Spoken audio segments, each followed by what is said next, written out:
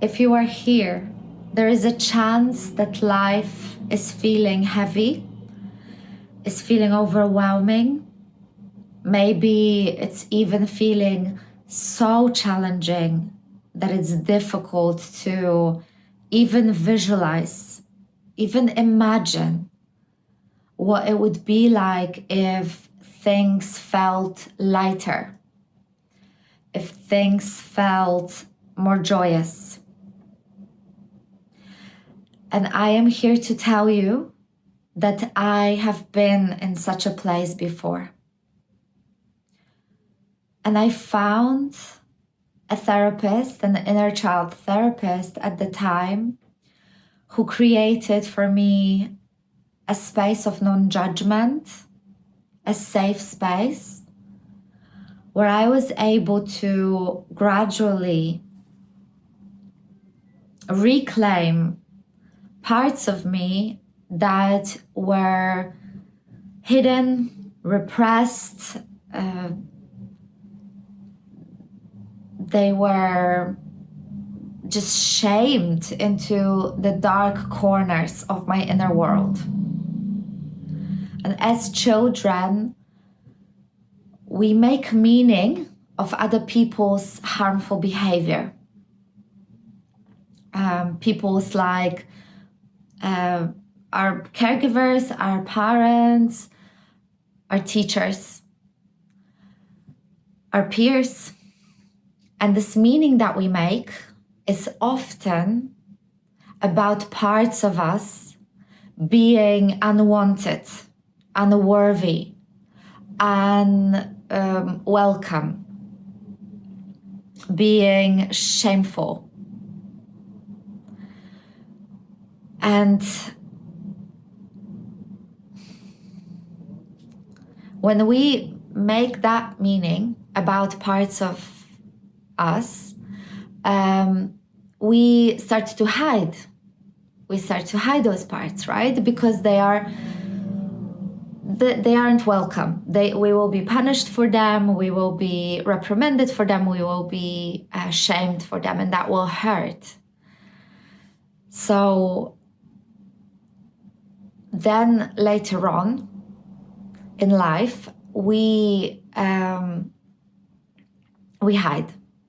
And it takes a tremendous amount of energy for us as adults to keep those parts of ourselves hidden, because those parts inherently want to manifest. And those parts want to manifest not just so that we could thrive and we could express our personality authentically, or so that we could express our essence in the world, but equally, those parts of us, they want to manifest because for safety, for survival. So it's bigger than just us expressing us thriving in life, using our talents and really soaking up life. But it's also equally for our basic primal survival. Because those parts, our preferences, our connection with the real preferences that we have, with our desires, with our needs, with our boundaries, with our yeses and with our nos.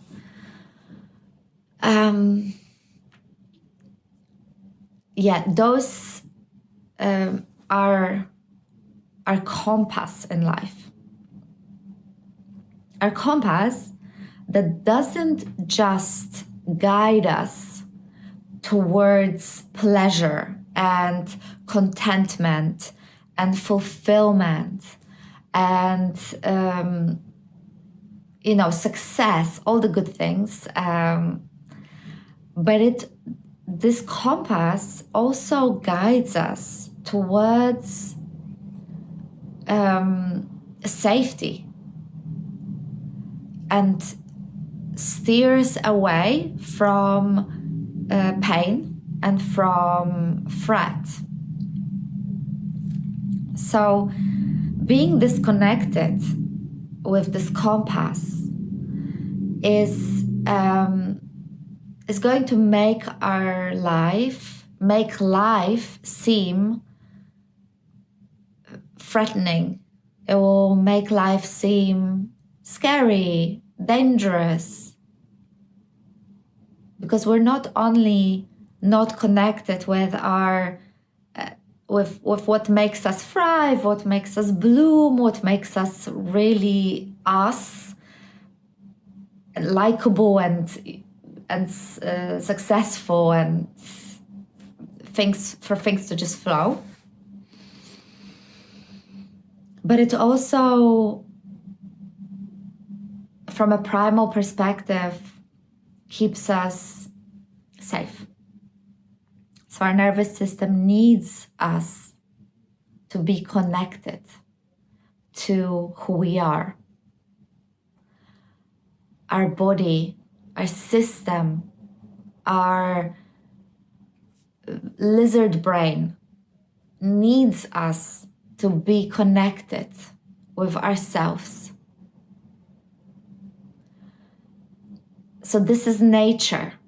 It's pure nature for us to want to constantly manifest ourselves, for us to constantly be steered towards situations in life where we can be confronted with difficulty, with wake-up calls in a way, so that we can wake up to the layers that we have put on, to the chains, to the leash, to the muzzles that we've put on those parts of ourselves.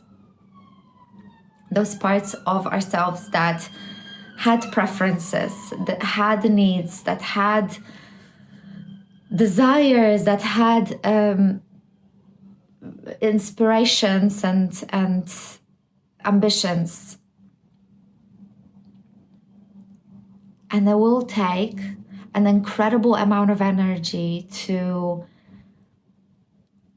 keep those parts silent, because we are fighting against nature, the force of nature in those moments. So when that will be the case, any interaction with people will seem exhausting. It will seem like really hard work, because we're doing all this internal work. It's like keeping a river from flowing, and then so you can imagine the force of the river, the tremendous amount of work that would take to block that flow of the river. And at the same time, as we're doing that hard work, as we're focusing on this laborious task, we are expected to also juggle our social life and our work and our tasks in life, and we're meant to be also happy and thriving and successful and all of those things. So when we are not connected with ourselves, we interactions in life will feel like hard work, and any task would or could potentially make us feel depleted, make us feel defeated, because there is so much happening underneath the surface. There's so much paddling happening underneath the surface to all that dam building, all that repression, all that hiding. And actually, it's so much easier to be in touch with one set of preferences, with one set of desires, with one set of talents, ambitions, needs, boundaries, all of that. But instead, if we disconnect from this one set, which is contained in our body, right, there's going to be a limit to how much we need. There's going to be a limit to how much we desire, to how much we prefer, and all of that. But if we don't have access to ourselves, we will constantly be shape-shifting. So every single interaction, every single person, every single environment, we will have to anticipate what our preferences, what our needs, desires, all of that will be for that specific situation, and that's completely exhausting. So when I distinctly remember a situation before I started therapy, when I was laying on the bed, numb, completely numb. I was feeling so tired and so depleted, bound by the ropes of chronic tiredness and chronic anxiety.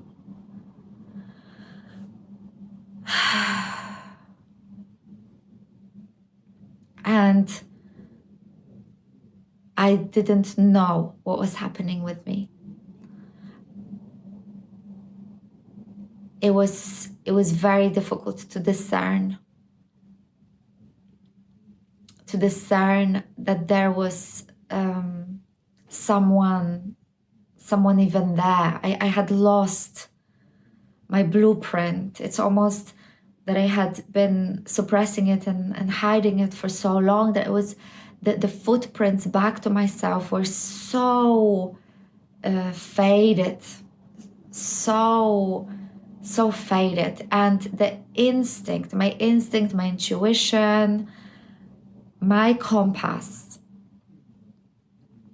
and what's supposed to be what was supposed to be my biggest companion in life, my loyal companion, my advisor in life, was muted.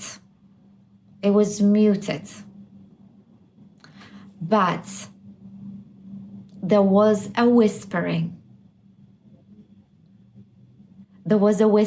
And at the time, I did not recognize that voice. But through the inner child therapy,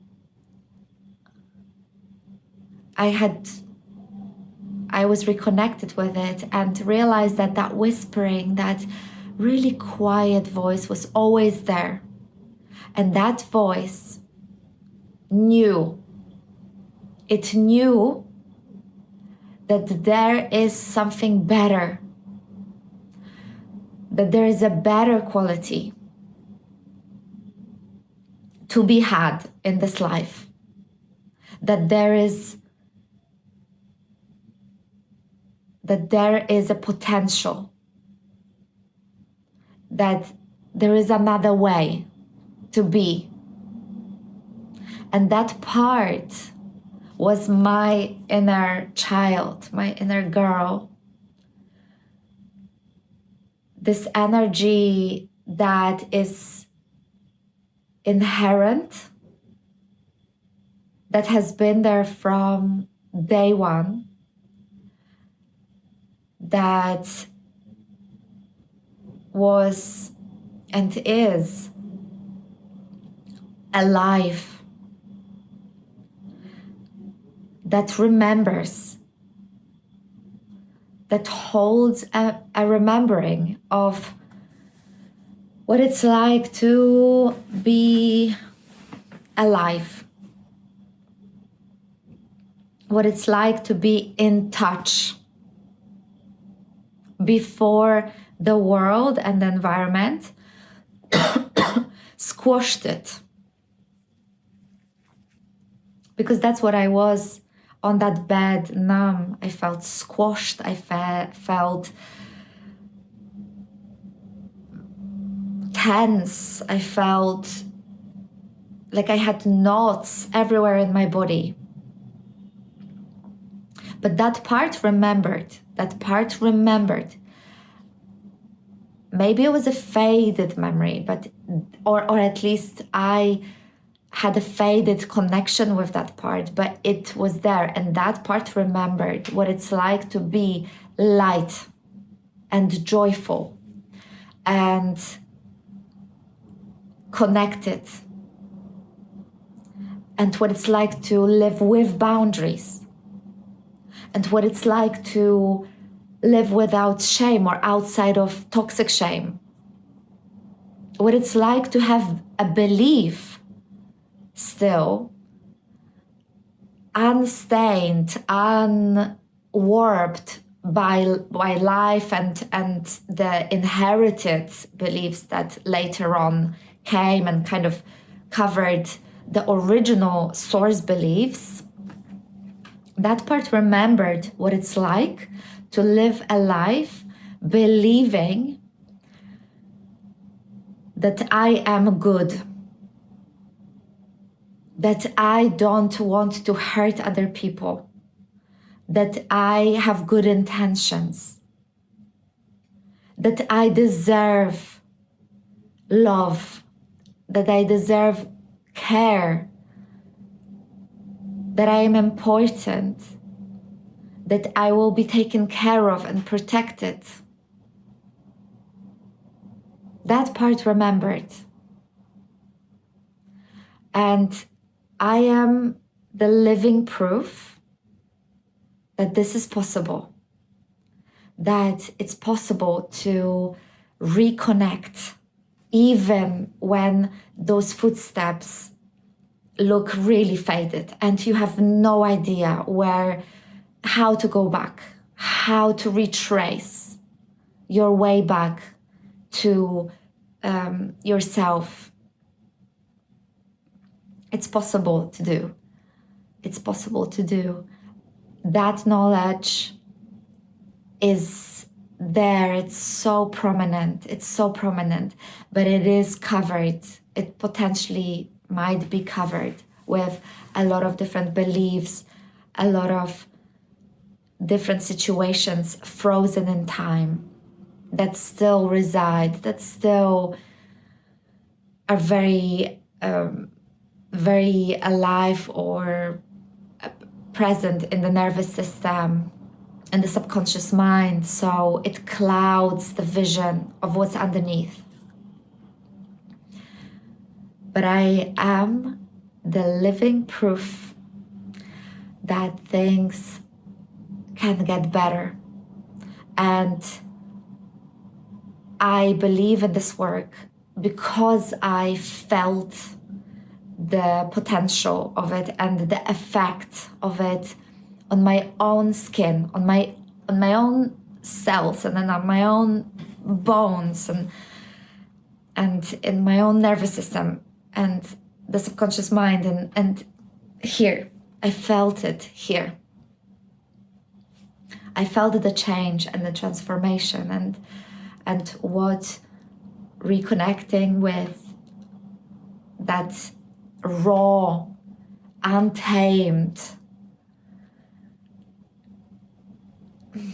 authentic and slightly dangerous and uncomfortable energy in life, or at least it's perceived as dangerous or uncomfortable for a lot of people, because we live in a collective promise to stay quiet, to stay silent, to not show other people their own wounding, to keep peace in this way.